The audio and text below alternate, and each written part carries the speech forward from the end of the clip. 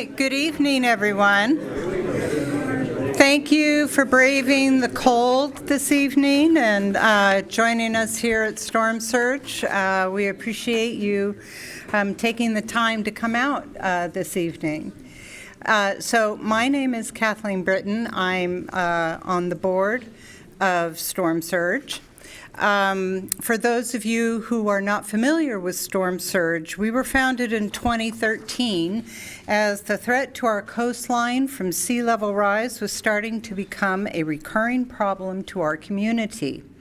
So to address the coastal issues of climate change, we promote science-based outreach and education, including creating original content in video format for use by schools.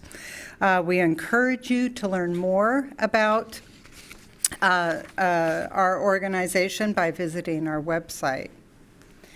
And you're going to have to excuse me here. Why is that doing that? Here we go. So, we want to extend our gratitude to the Institution for Savings for sponsoring our speaker series this year. We're also in gratitude to the City of Newburyport for the use of this beautiful meeting space here at our Senior and Community Center, and to the Greater Newburyport Community Media Hub, which is filming this, and we will post this on our website as well. All right.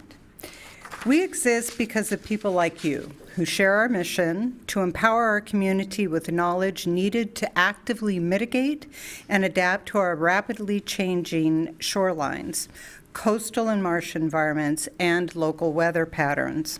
Storm Surge is a volunteer-driven organization. We have no paid staff. Each year, the value of our volunteer hours equals nearly $10,000. So that means 100% of donations to Storm Surge go directly to our programming. So thank you very much for your support and for your activism. Before I introduce our wonderful speaker this evening, I want to take a moment to ask you to mark your calendars for the next two installments of our spring speaker series. So on March 5th, we have Emma Gildesgame of the Nature Conservancy. She will lead a discussion about climate-driven relocation. And on April 27th, we're presenting with the screening room a special film presentation called How to Power a City. This is sponsored in part by the Newburyport Cultural Council, and the screening will be followed by a live Q&A with the filmmakers. So be sure and mark that on your calendar. So for this evening, we're delighted to welcome Erica Spanger, who I just learned used to be on the board of Storm Surge during its early days. Erica is Director of Strategic Climate Analytics with the Union of Concerned Scientists. So for any of you who may not be familiar with the Union of Concerned Scientists, it is a nonprofit. It was founded nearly 50 years ago by scientists and students at MIT to put rigorous independent science into action. So Erica will discuss what it means for communities as the world surpasses the 1.5 degrees Celsius warming threshold, which was established under the Paris Agreement. Her talk will explore sea level rise implications, the connection between warming and extreme weather, and pathways forward. So this is intended to be an honest, grounded conversation about where we are, what's ahead, and what we can do together. Erica holds an MS in Energy and Environmental Analysis from Boston University and a BS in Fisheries Biology from the University of Massachusetts Amherst. She has led landmark research on coastal flooding and extreme heat, including the reports When Rising Seas Hit Home and Killer Heat in the United States. Her research on sea level rise has projected increased total flooding along the U.S. East and Gulf coasts through 2030 and 2045. So it is our pleasure to welcome Erica. Thank you.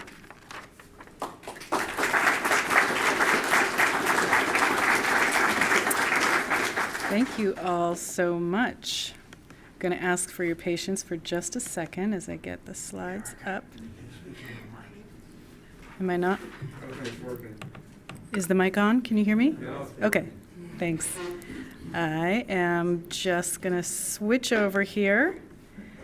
It's so wonderful to see so many friends in the audience tonight, old friends who I haven't seen in a very long time.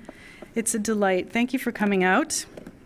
I understand I can't walk around. I need to stay very close to this mic, but just louder. Okay. Let's get this. All right, I will do my best. Betsy, can you hear me? Yeah, it's better. Okay. When you can't hear me, just raise your hand. Okay. Thanks. Okay, so I'm supposed to be able to get into presenter view. Hi, presenter view.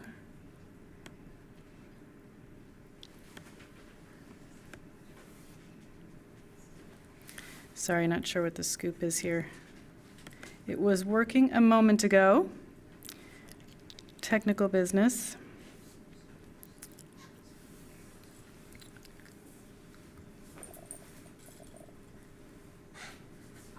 Okay. Looks like we're in business. All right, a wonderful turnout. I didn't expect this many hardy souls on a cold winter. I guess this is balmy for early February here in Massachusetts. I am here to talk about the 1.5 degrees Celsius global temperature threshold. I'm going to talk about what it means, where it came from, why it's important, why we're missing the chance to stay beneath it, what that means for our future, and what we can do now. And I really want to thank you all so much for being here. It's not an easy topic. I hope everybody knew that before they walked in the door. It is not. And you're here, and I'm grateful to share this conversation with you. So I'm going to talk some, and then we're going to talk, hopefully, as a group. So you've already got an introduction to my organization. I have been with UCS for many years working on climate change. Our staff of scientists and engineers and economists works with some of the nation's top scientists. We enjoy 500,000 members and supporters. We've built a UCS science network that can mobilize 20,000 scientists across the country to take action should we need, for example, to defend science. You're welcome to come and join us. But today, with science and many pillars of American democracy under attack, we at UCS are spending a lot of energy defending those things. And my lane has usually been to talk about the science and the policy solutions. But in a nation where our federal government is literally trying to erase climate science and to stop the clean energy transformation in its path, in its tracks, to say nothing about rights and the rule of law, I can't talk about science or policy separate from our current political reality. Obviously, right? Y'all didn't come here for that. So that's one heads up about my talk. And another is that I have not given this talk before, and I'm still recovering from a concussion, and you're going to notice. I'm going to need to read my slides, and I hate to do that, so I apologize, but it's where we're at. And the third is that I definitely don't have all the answers, but nobody does about this really tricky situation we're in. And, together we can explore them. So I suspect by the end of this talk, you're going to have some new worries, to be honest. And I hope, though, that you will also have a new sense of purpose and possibility. So let's dig in together. All right. Climate change is one of the highest stakes dramas that life on Earth has ever faced. Not an exaggerated statement. We're only in the opening act, and we're seeing a surge in extreme heat, flooding, supercharged storms, drought, and wildfires. And right now, climate-fueled disasters around the world like this that's playing out currently in Mozambique. There are forces at play in this drama beyond the climate physics. There are backstories, there are good faith actors, there are bad faith actors, and there are people just trying to survive. And since 1.5 was an incredibly important prize in this struggle, one that actors fought so hard to achieve and others fought so hard to bury. And since missing 1.5 is this really critical milestone, I want to start with the big story of how we got here. And who are some of those key actors so that we can see the way forward most clearly. So, the impacts on the previous slide are the climate system responding to the rise in global average temperature. You've all seen a chart like this a million times. Global average temperatures are rising in response to increases in heat-trapping emissions, mainly from the burning of fossil fuels. So those CO2 emissions are what you see here, and I'm just going to use this as a backdrop to tell part of the climate story. The main actors I'm going to introduce are science, go science, the fossil fuel industry, thank you, our leaders, and the climate movement. I know some of you know a lot about this, so I'm going to try to go pretty quickly. The story here, of course, gets going even earlier with the dawn of the Industrial Revolution. I'm going to bang through a whole bunch of stuff. Just bear with me. But the story of climate change really gets cooking with an important player, the fossil fuel industry, in the 20s, when that industry starts to take off and emissions start cranking up. And with the post-World War II boom, our economy exploded and became heavily dependent on fossil fuels. Now, as early as 1957, the fossil fuel industry's high-level executives were warned by a leading physicist that increased carbon dioxide in the atmosphere, quote, will be sufficient to melt the ice caps and submerge all the coastal cities. Now, that was in 1957.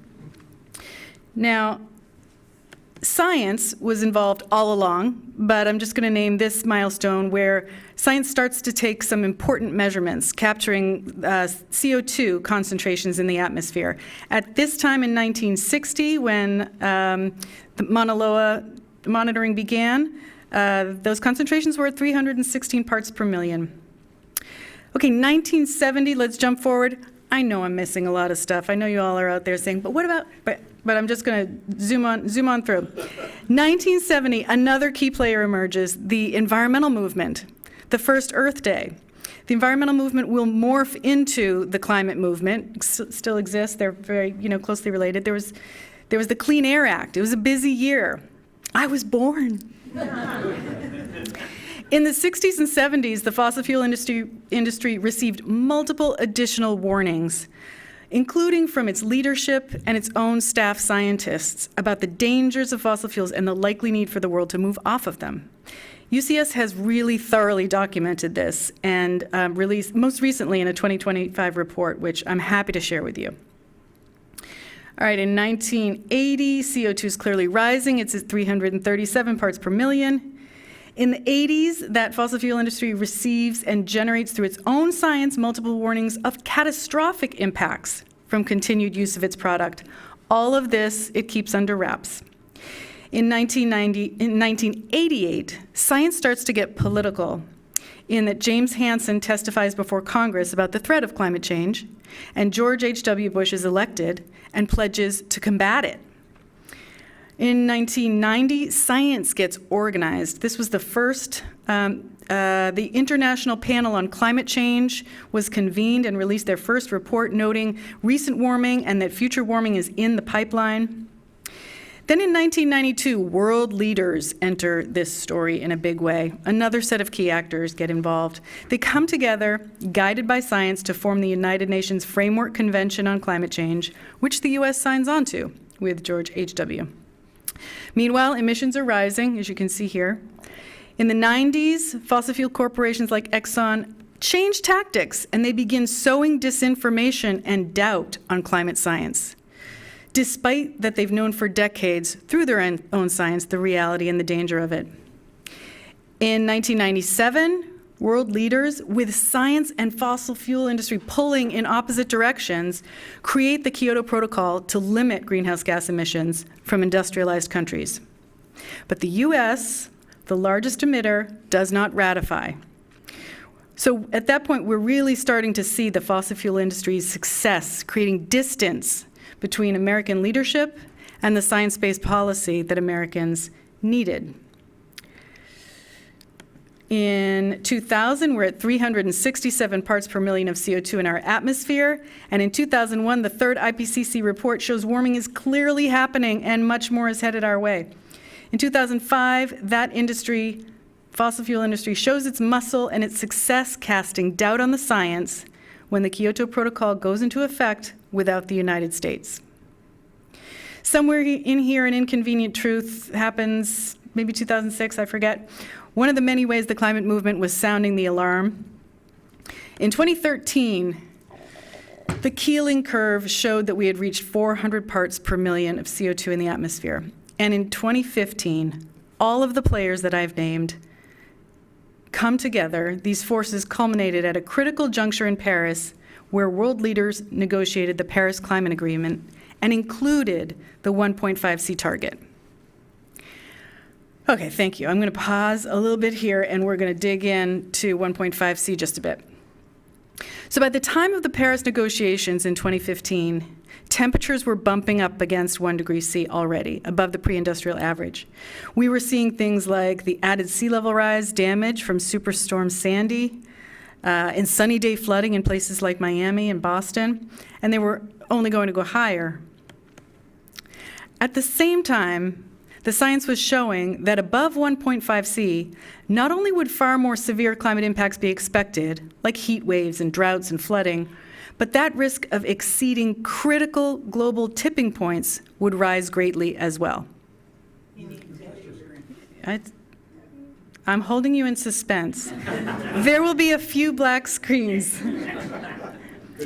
Those tipping points include things like some of the world's major ice sheets launching into irreversible collapse, contributing tens of feet to global sea level rise. The near complete die-off of tropical coral reefs, the most biodiverse ecosystems on Earth. Thawing of the permafrost, which would release vast stores of methane, a potent greenhouse gas. These tipping points are critically important because once they're surpassed, they can't be reversed except on geologic timescales, thousands of years.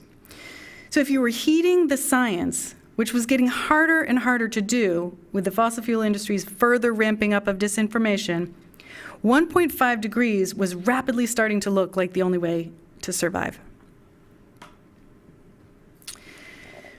Now, the true champions who emerged around 1.5C were from the global south, and in particular, the small island states, who knew that if we set the collapse of those major ice sheets in motion, their islands, their homelands would be gone. Through forceful stances in the climate negotiations, they made setting the goal of 1.5C a moral obligation for other nations.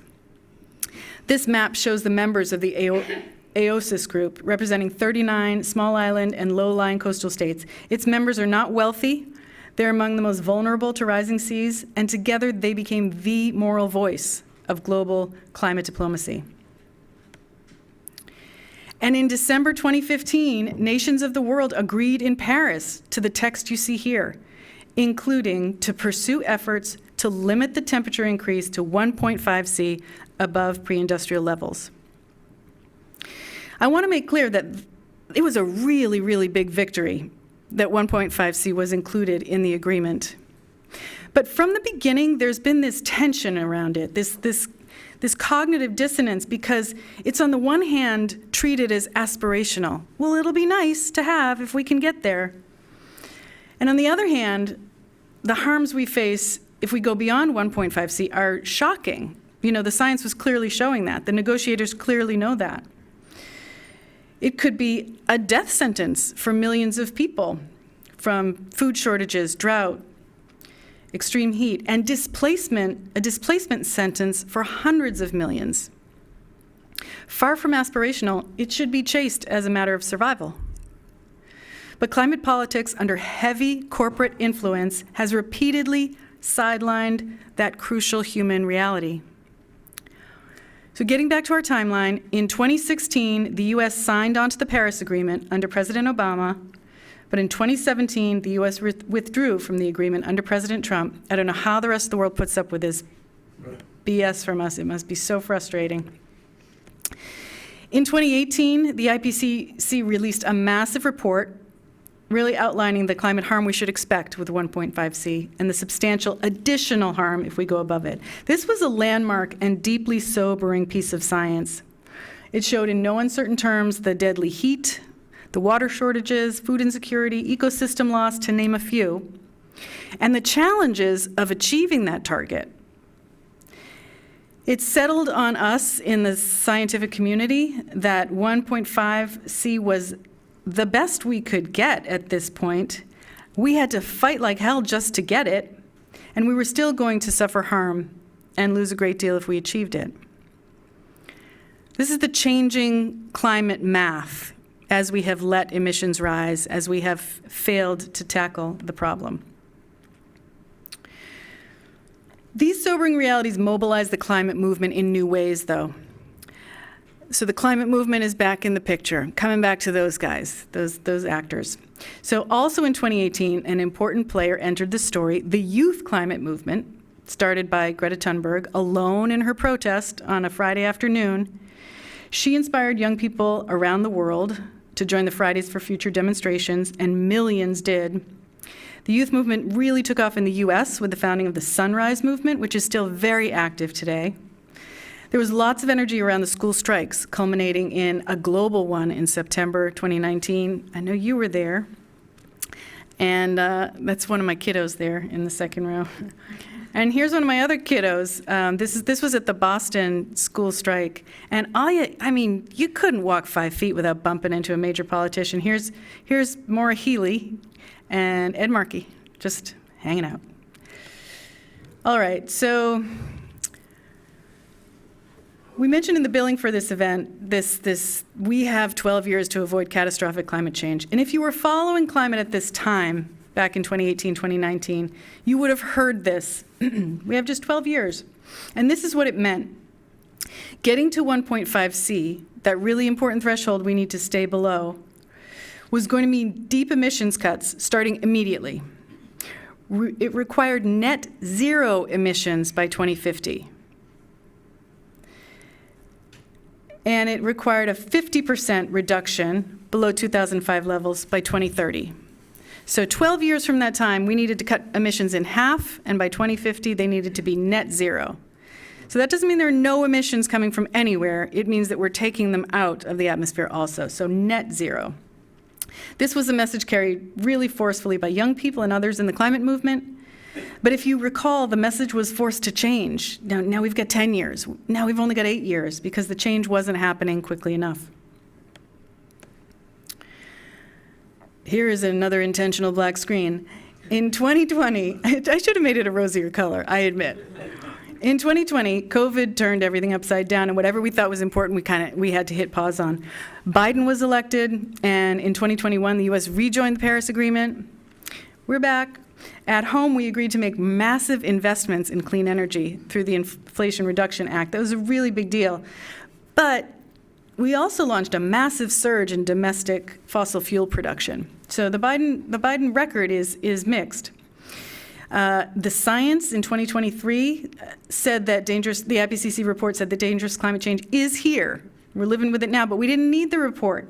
We had the Australian wildfires. We had the new hottest year on record. We had deadly heat around the globe. And we had ongoing global coral bleaching. In 2025, Trump returned to office and withdrew us from the Paris Agreement, clawed back funding for clean energy, installed fossil fuel industry reps in leadership roles. This is actually a long list. Do you have the stomach for it? Because I don't have to do it. All right, let's do it. We can do it. We can take it. We can take it. Cut clean energy tax credits, reversed vehicle standards, produced a bogus junk science report used as the basis for rolling back EPA's endangerment finding. That's the finding that says greenhouse gas emissions are dangerous for people.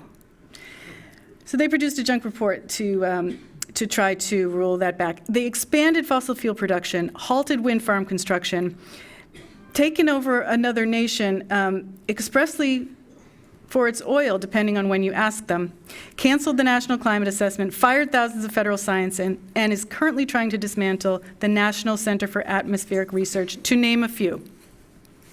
It's a tough list. It's a brutal time for climate science. It's a brutal time for science. It's a brutal time for this nation. Meanwhile, other nations of the world are not meeting their NDCs, their nationally determined commitments, the commitments that they make to cut greenhouse gas emissions. Other nations were not doing that, in no small part because wealthier nations were not stepping up to provide the climate finance that those nations required. And in 2025, we hit a new record high for emissions. And there's now more carbon dioxide in the atmosphere than at any point in the last 2 million years.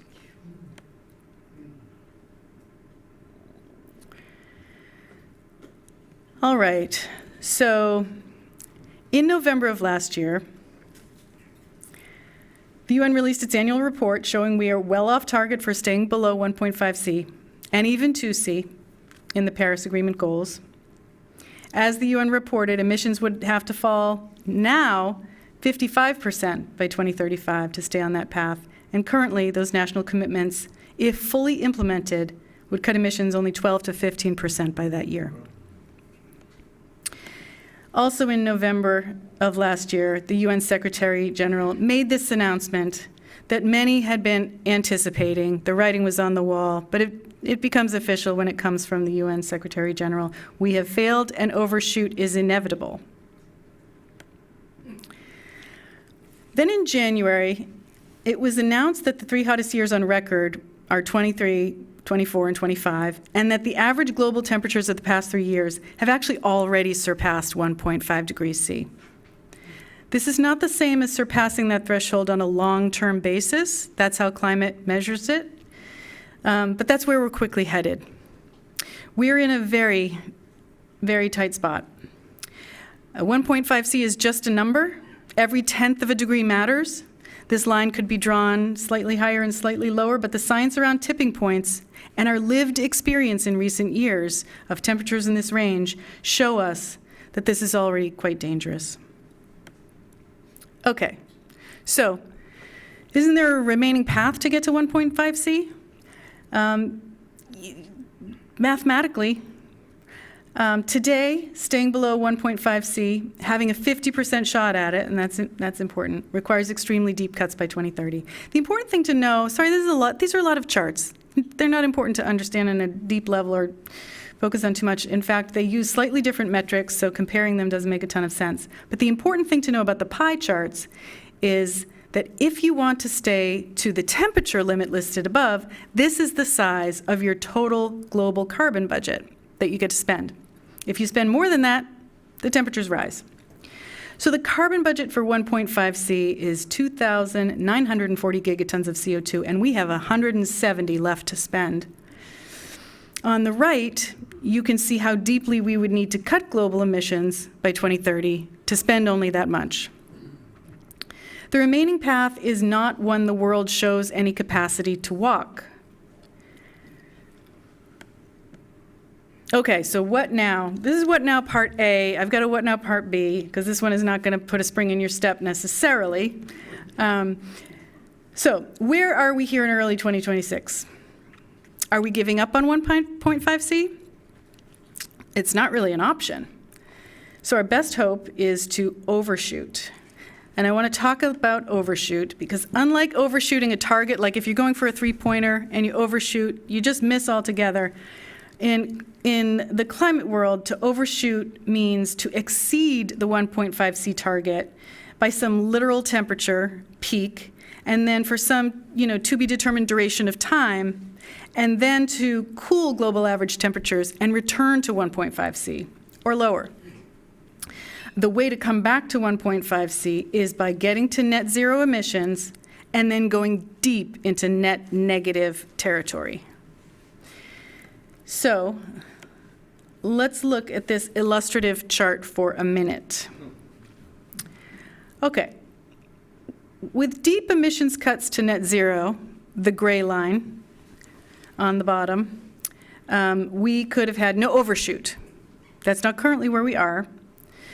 With the blue lines, we make hard cuts, and we bring emissions to net zero, but we have to go well into negative emissions in order to come back to 1.5 C at some future date.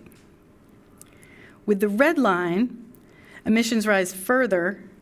we delay action longer, and we have to go deeper into net negative territory with much greater climate impacts and the danger of irreversible tipping points being reached during this time. The important point is that delay is just really dangerous. So this is our plan B. Surpassing 1.5C is inevitable. Overshoot is, at the moment, the best we've got, but it's dangerous. And here are some of the reasons why. Overshoot counts on nations to now step up, and it counts on them to make very deep cuts very quickly to get to net zero, and we've had 10 years since Paris to do that. It's dangerous because it relies heavily on net negative emissions, which rely heavily on unproven technologies. To get to net negative emissions requires the process of carbon dioxide removal, CDR, from the atmosphere and at fairly mind-boggling scale, which I'll get to, that we have not remotely come close to doing to date. CDR, carbon dioxide removal, comes in two main types. There's the land-based removals, which uses nature, mainly trees and soils, to capture and store carbon. So that's cool. Engineering removals use technology like chemical filters to suck CO2 from the air and typically store it under the ground in deep reservoirs. And that's more risky. There are major economic and technical feasibility challenges to achieve CDR at this scale, and it comes with significant risks, like keeping that CO2 underground forever. This overshoot discounts risks. We tend to be pretty good at piling up hopes on unproven technologies and pretty bad at accounting for the things that could go wrong. And going down this road will also inevitably raise demand for other kinds of geoengineering, like solar radiation management. So this is essentially using technology to, attempting to cool the planet by using technology that blocks out the sun. It's actually, some of the approaches are relatively inexpensive. But their impacts are not understood. And it's pretty wildly unproven. The safety is wildly unproven. But as the harm of a 1.5C world becomes clearer and clearer, the risk of nations or private corporations or even just wealthy individuals to get in on that kind of geoengineering obviously rises. Another danger is that there are critical tipping points that can be reached during overshoot, even if 1.5C is ultimately achieved. And those once set loose, they're out of the bag, for thousands of years. And the last one is that it will be incredibly hard to lower global temperatures. I'll tell you, when I heard about overshoot, I was like, oh, yes, there's something. And it's out there, but it's hard. And we need to not put a whole bunch of eggs in this basket. Lowering global average temperatures by 0.1 degrees C would require net negative emissions of 220 gigatons of CO2. Now, to put that into perspective, because who knows what that means, fossil fuel emissions from the three highest emitting countries, China, the US, and India, in 2024 were roughly 20 gigatons. So that means that after zeroing out emissions, we would need to remove the equivalent of 11 years of those three countries' emissions in order to reduce temperatures by 1/10 of a degree. It's not impossible. Many things are possible, but it's sobering. I know. So what now? A 1.5C was a battle for a more stable climate future, and it's not over. But there is no simple victory anymore either. I do want to say that 1.5C is an important number, but it's a number. It could have been higher, it could have been lower. We are the living Earth, people in this room, and we'll fight hard, not just to survive, but to thrive. And they're not factoring us into their scenarios. There's no denying we're in a crisis, though. I think the fact that future generations are going to look back right here, 2025, 26, 27, and look really closely, just trying to understand how this happened. How indeed? I want to say just a few more things about those main actors in that attempt to understand how this happened. I've been talking about, and then I want to come back to talk about us. Okay, first, science and scientists. They will continue to bring us the truth about the climate crisis. But in the U.S., climate science is under assault right now. This assault can be defeated. My organization is closely tracking assaults on the National Oceanic and Atmospheric Administration, National Center for Atmospheric Research, the endangerment finding, and we're fighting back in the courts, in Congress, and in the Court of Public Opinion. And we recently won a major lawsuit against the Trump administration over the sham climate science report that they wanted to use to repeal the endangerment finding. These wins are possible. Other wins are happening as well. There are critical, winnable fights, and we need to be all in on them. This talk is not about pitching my organization to you, but if you want ways to defend science, that's our thing. So ask me questions in the Q&A or check us out later. So then there are our elected leaders. Our national politics is not the place for huge headway right now, obviously, on climate, but we can push forward at the state and local level. Some states and municipalities are still acting like we're in a climate crisis because that's where the climate harms touch down. They're the ones who have to deal with it. So we can stay active and engaged and informed and pursue every opportunity and push hard when one presents. Then there's the fossil fuel industry, which has made it clear that it will destroy our safe climate and make us pay for it if they are allowed to continue to do so. If you're not seething at the fossil fuel industry, I haven't done my job tonight, so come talk to me afterward and I'll make sure. But we can stop them, and we must. My organization provides science to litigation and legislation to hold the industry accountable and ultimately remove its social license to operate. And I'd love to talk about that in the Q&A. I mean, right now, 1 in every 4 Americans lives in a state, a city, or a tribal territory that is suing the fossil fuel industry. And, not surprisingly, they have appealed to the Trump administration for help with immunity against for the harms that they have caused. And we need to push back against that. UCS is one of the organizations organizing that pushback. All right, so then there's the climate movement, which most of you probably consider yourselves part of in some way. Yeah, it still exists in this country. But it is made up of the same people who care about defending science, human rights, constitutional rights, the rule of law, and our democracy. And those people are currently dispersed into that broader fight, as it should be. So I'm just going to speak for myself here, but as part of the climate movement, what I see in this moment is so many previously siloed groups and movements are thrown together right now, and people are building new relationships and trust, and building the basis pretty unexpectedly, both to rise up as something far more powerful for the real transformational change that we need. Where there were these balkanized groups, they're now joining forces in ways that I've never seen. And to dig in much more meaningful ways locally for the deep relational and community resilience that we really need to build. This is so important and timely because real resilience, I've come to firmly believe, is as much about strong relationships as strong infrastructure. And if you'll indulge me, I think I'm doing okay. How am I doing on time? Yeah, you're good. Good? Okay. Okay, so this was an if time allows thing, which I'm going to jump into. So consider, if you will, this construct. So we have never been perfectly resilient to climate extremes, right? Since the dawn of humanity, we've been hit by climate extremes. But now, with climate change, I thought that was me. Sorry. No, you're good.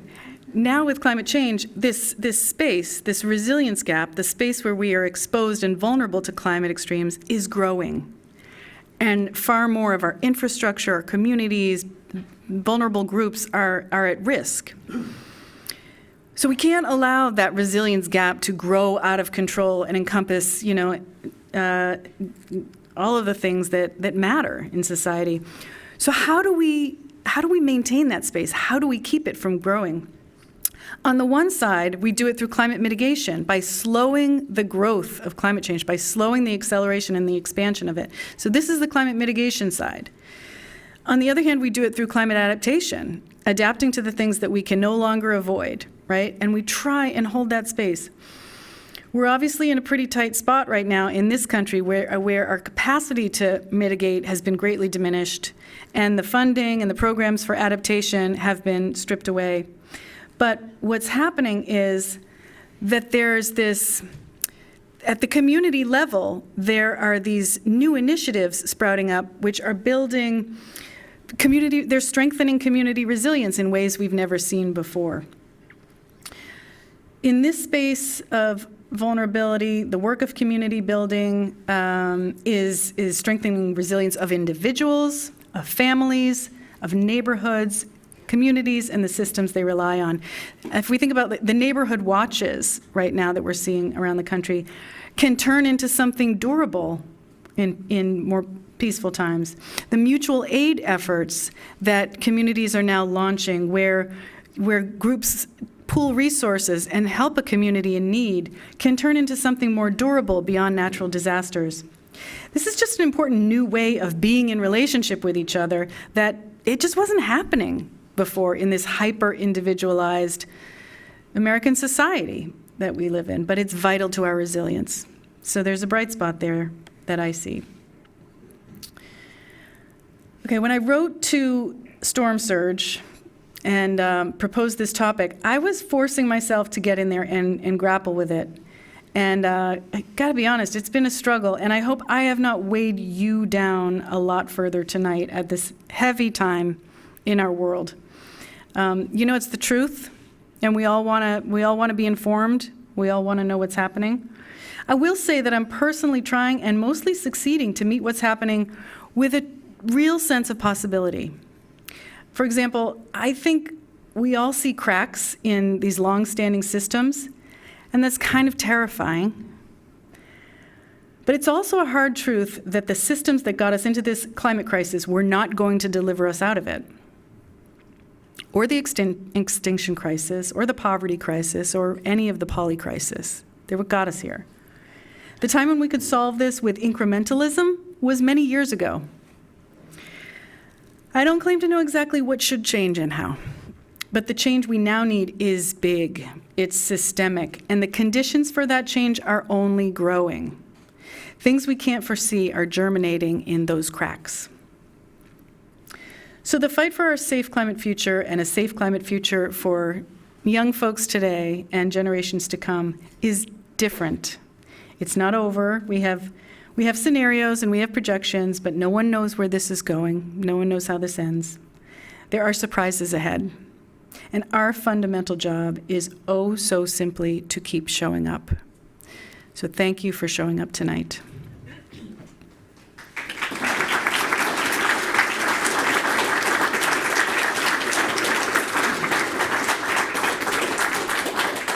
There might be a few questions in the audience, so please remember to repeat that. Hi. Just because it's a huge word, how do you define resilience? Yeah. I define resilience as what you get to have when you've effectively mitigated the climate problem and you've effectively adapted to it. The space you get to, what's the word I'm looking for? Exist in, where you can withstand inevitable shocks without facing, ruinous times.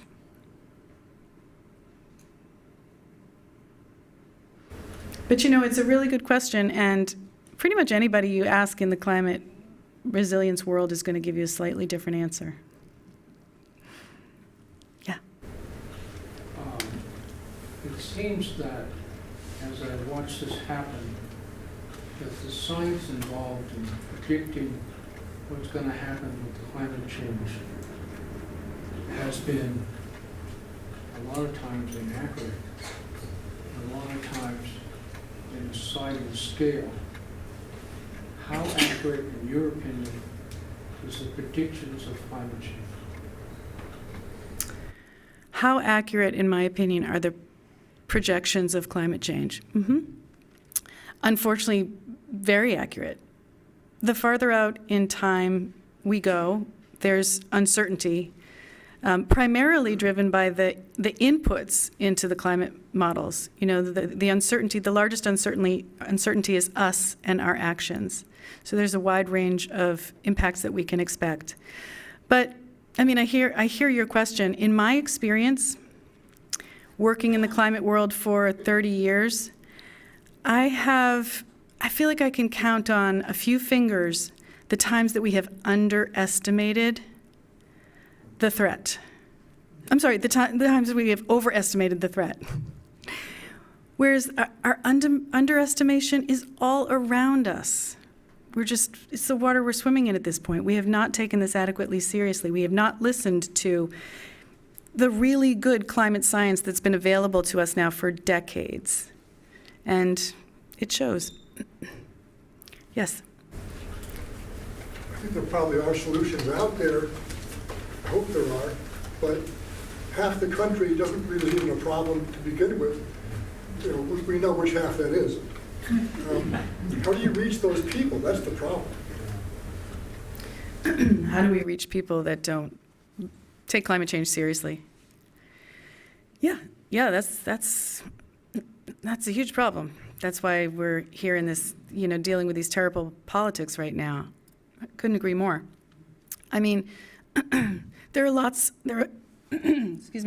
of theories of change around this. We obviously haven't dialed in on the right one, or we would have reached more people. But I think it comes down to just real fundamental aspects of human nature, that people really want to belong. They want to be recognized as a member of a group, and they don't want to step out of line with that group. And there are folks, on one side of politics who have been force-fed this idea that climate science is a liberal agenda rather than just good science that's been warning us for a long time about something really important. But, once you're part of that, once you're swept up in that, it is hard to step away from it. So there's something there about just fundamental human nature. One of my theories of change in reaching people is that it used to be a lot harder because climate change was pretty theoretical. You'd get some days that were out of the, range of anything we'd seen before, but they were rare. It's on our doorstep now. We're experiencing it every year in multiple ways. We're experiencing the impacts of climate change. And, we're operating with this theory / hope that as people's lived experience is of real extreme impacts that are totally outside of the realm of their prior experience, it's going to start to reach them and change their mind. It's hard to deny your own eyes, you're suddenly being uninsured because where you live is no longer insurable, the insurance industry has decided, because it's experiencing so many impacts. So I'm hopeful. In the middle. Oh, sure. We're both in the middle. I'm actually on the left.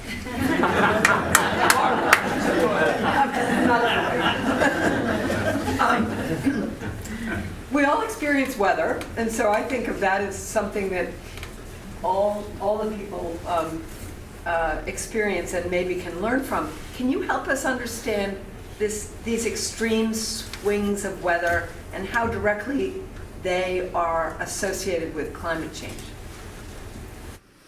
Yeah. At this point, Good question. yeah, thank you.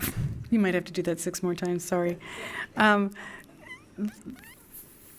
are the weather extremes that we're experiencing driven by climate change?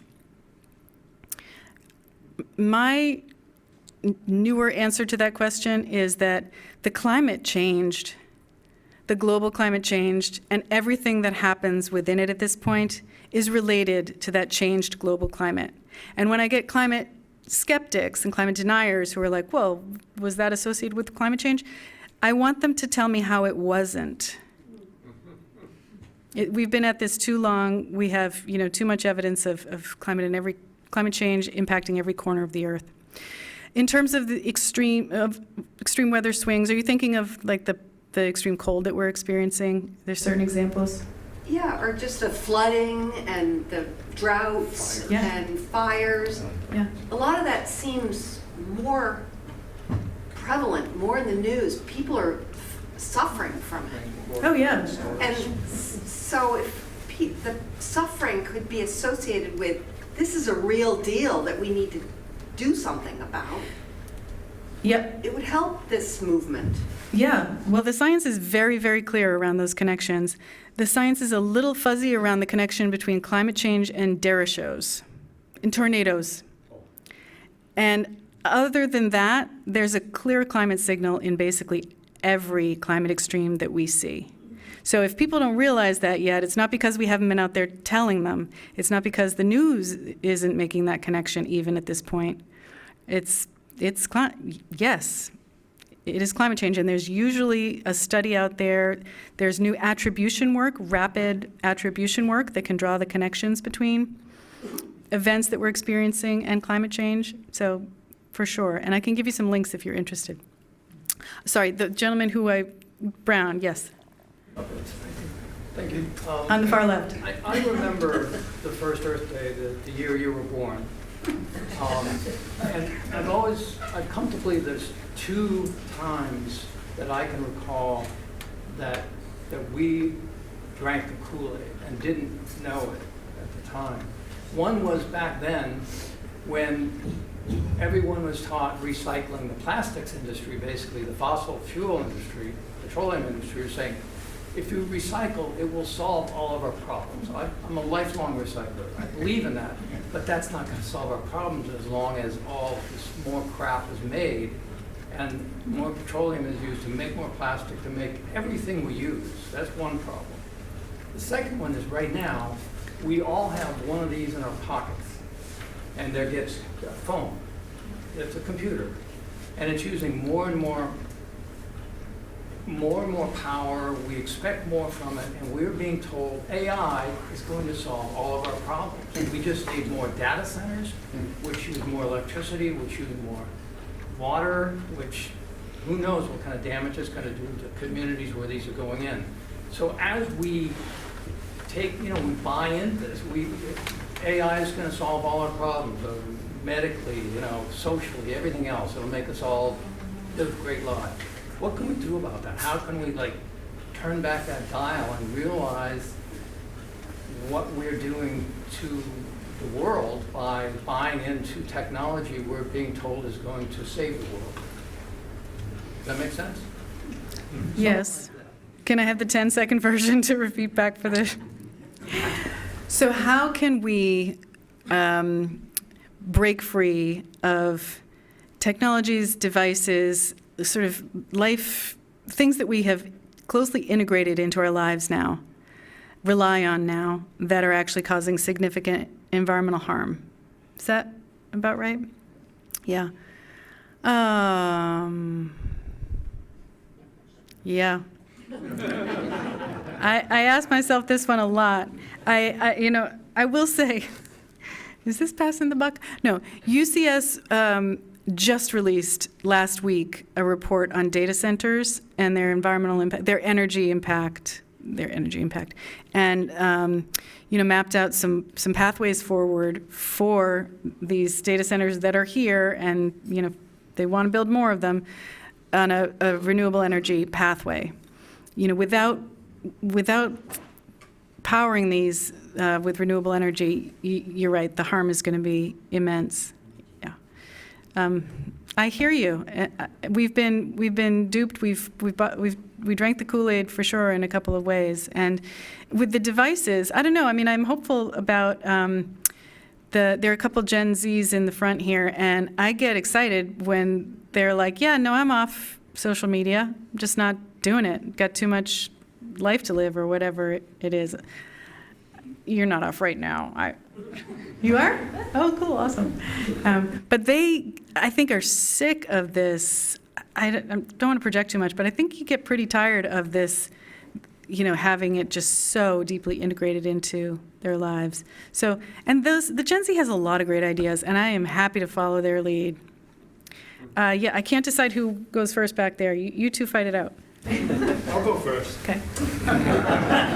The gentleman. Listen, we're all nice people, and you do a wonderful job. Thank you. Most of which we know. We know this.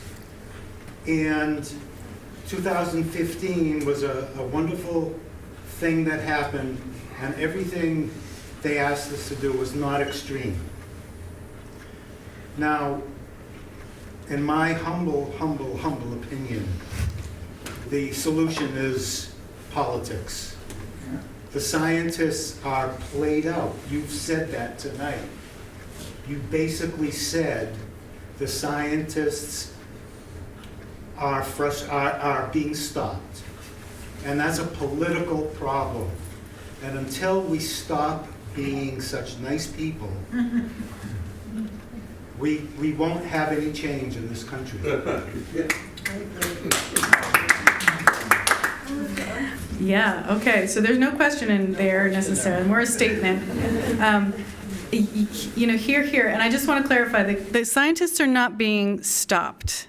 Like, they're not going to stop us, but they are certainly trying to, fire, defund, sue, make life harder for the scientific community. And, we're just going to fight back. A lot of hands. Right? Yes. You used a key word, I think, a couple times in a couple of answers, and that word is hope and hopeful. And so I guess I'd like some comments, and I'd like us to think about events and efforts that we know are proving to be helpful. One thing I found out a little while ago is there is going to be one nation in the world that is generating all its electricity in a clean way. And that nation is the Vatican. They bought 100 acres of land north of Rome, which they're going to fill with solar panels. So the Vatican is going to be a nation in the world that completely is powered by electric energy, and they may even have extra, which they've said they would share with the local Roman community. I need hope. Yes. I'd like to look for hopeful things. So I wonder if you can look at things. Thank you so much. You're reminding me of something that was in my notes and I totally forgot to say. So I gave you all that and cut out the hope. I'm really sorry. But this was one thing. I don't know if you all are aware, but there's a massive solar boom happening around the world. Right now in this country, things are, there are roadblocks and headwinds and all of that, but it's massive and it's unstoppable. I mean, China is the largest deployer of solar by far, selling it globally at a really, really rapid pace. India is coming online with a whole bunch of solar. And Australia, no environmental leader by any stretch, is now enjoying several hours of free electricity. Every household in Australia is starting to enjoy hours of free electricity based on their solar surplus. If they can do it, we can do it. And if they can do it, our politicians who are literally standing in the way of the sunshine, need to, get pushed out of the way. So I am hopeful about that. And I'm hopeful that it can have a real impact on our politics. Because especially with energy prices rising, in part because of, the AI data centers and whatnot. We have time for one more. Oof. I'm going to have to. It's going to be her. We don't have any. Okay. You all decide. I can't keep track. All right. So the threat has been here for a number of years. Before, when we knew Seabrook nuclear power plant was going to be built, and many people were in objection, and we all know the reality. But nuclear power may also be an answer. So I'd like to know what the UCS feels about nuclear power, because, we have our, we have our concerns about it with safety and storage, but yet supposedly it's very clean. So I'd like to see what the group thinks about that, the UCS. UCS, yeah. UCS has a position on nuclear power from a couple of years ago. I won't be able to repeat it verbatim, but a key aspect of it is that there are way better ways to get our electricity that we are not leaning into right now. And there's no point in investing billions of dollars, years of construction, taking on the long-term, hundreds years risk that nuclear power entails before we build everything else. Let's build that other stuff and be generating our electricity that way before we lock ourselves into those things. Yes. Thank you. Thanks so much, everyone.